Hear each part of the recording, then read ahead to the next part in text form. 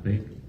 Sebagaimana kita tahu, beberapa saat yang lalu ada banjir besar yang melanda Jakarta, Bekasi, Karawang, dan sekitarnya, termasuk sampai Cianjur.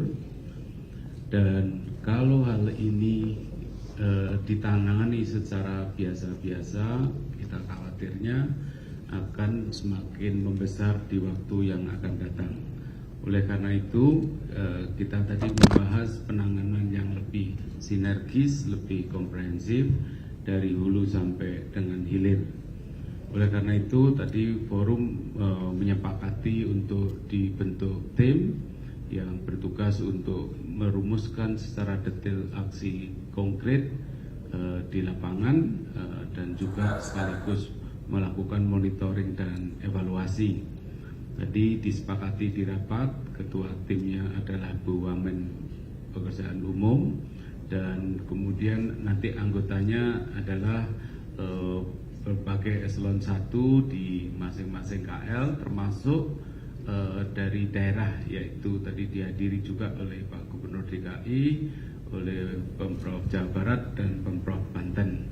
Jadi ini adalah upaya kita untuk melakukan penanganan sekali lagi secara komprehensif dan sinergis, sekaligus juga sistematis, mana yang bisa kita lakukan tahun ini, mana yang harus dilakukan tahun depan, oleh siapa, ya, kapan selesai, kapan dilakukan, dan seterusnya.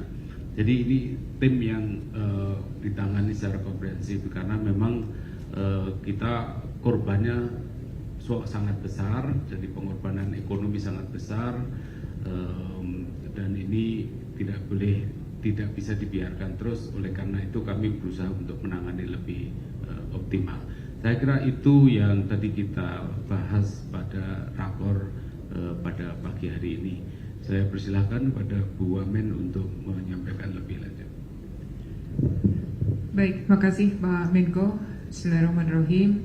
Menindaklanjuti dari apa yang disampaikan oleh Bapak Menko PMK, kami dari Kementerian PU sebenarnya sudah melakukan pertemuan dengan 3 gubernur DKI Jakarta, Jawa Barat, dan juga Gubernur Banten.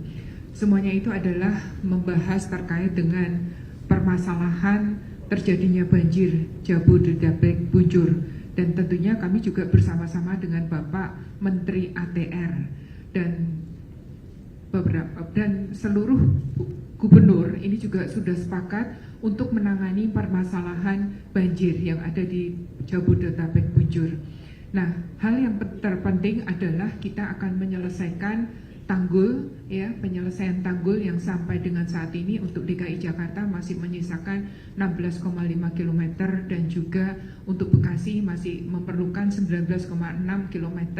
Ini akan didukung bersama-sama dengan pemerintah daerah, dan pemerintah daerah sudah sepakat untuk hal ini. Kita nanti sesuai dengan arahan Bapak Menko, kita akan membuat tim perumus siapa berbuat apa dan pelaksanaannya tahun berapa. Dan tentunya kami nanti juga harus melakukan monitoring terkait dengan pelaksanaan dari pengurangan pengendalian bencana banjir ini. Mungkin itu yang bisa kami, dan kami mohon dukungan dari semuanya. Terima kasih dan wassalamualaikum warahmatullahi wabarakatuh. Waalaikumsalam. Jadi di sini juga tadi di hulu juga, ya, di Kemenko Pangan juga hadir tadi, dari Kementerian Lingkungan, dari Kementerian ATR, ya, Pertanahan juga, ini beliau Pak Wamen juga hadir. Jadi semua sinergis untuk mendukung pengurangan resiko bencana ini dari hulu sampai dengan hilir. Saya persilakan Pak Wamen. Pak Kepala BPP. Saya kira itu saja, Bu Kepala BPP. Sampun ya, maaf ini roaming. Terima kasih rekan-rekan media, terima kasih. Selamat siang. Ada ya.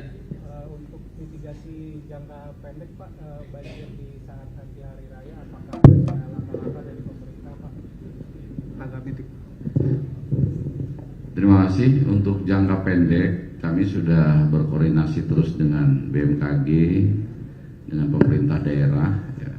dipastikan tadi untuk DKI Jakarta untuk tanggal 25 sampai tanggal 1 untuk hujan ringan prediksi BMKG. Nanti untuk lebih jelasnya dijelaskan oleh Ibu Kepala BMKG.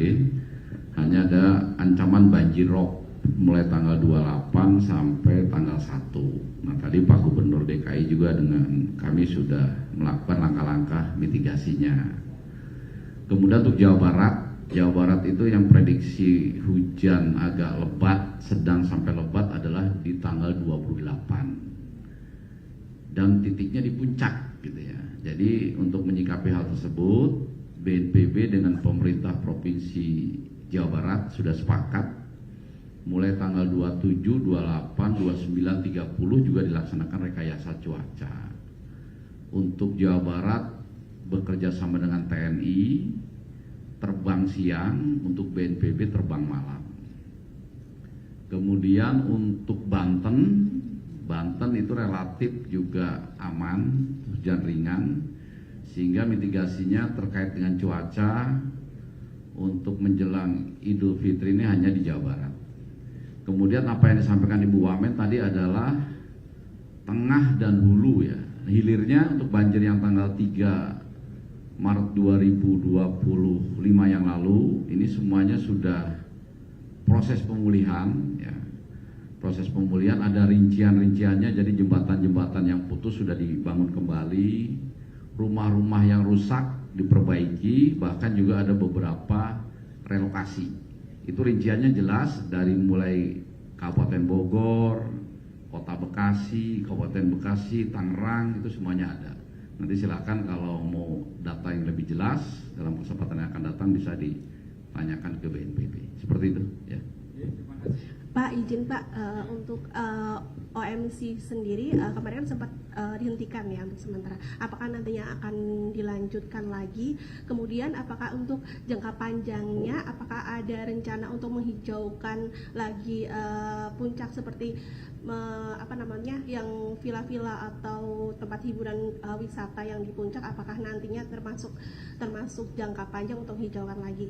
Jadi yang Putri yang terakhir tadi ya, yang mengenai area-area yang di hulu, salah satu yang akan dirumuskan dan juga langkah-langkah yang akan dikawal adalah juga mengenai perbaikan di hulu.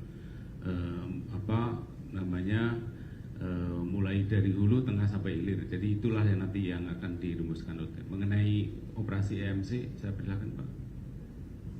Jadi OMC itu tidak dihentikan ya. Jadi kalau memang nanti BMKG memberikan informasi ringan, hujannya kecil, tidak mengakibatkan banjir, ya kita hentikan.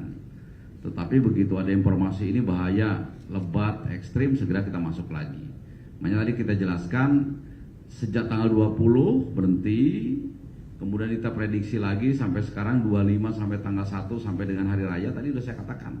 Jadi yang kita akan rekayasa adalah Jawa Barat ya. Untuk DKI informasi dari BMKG hujannya ringan seperti itu ya, itu akan berlangsung terus ya, seperti itu.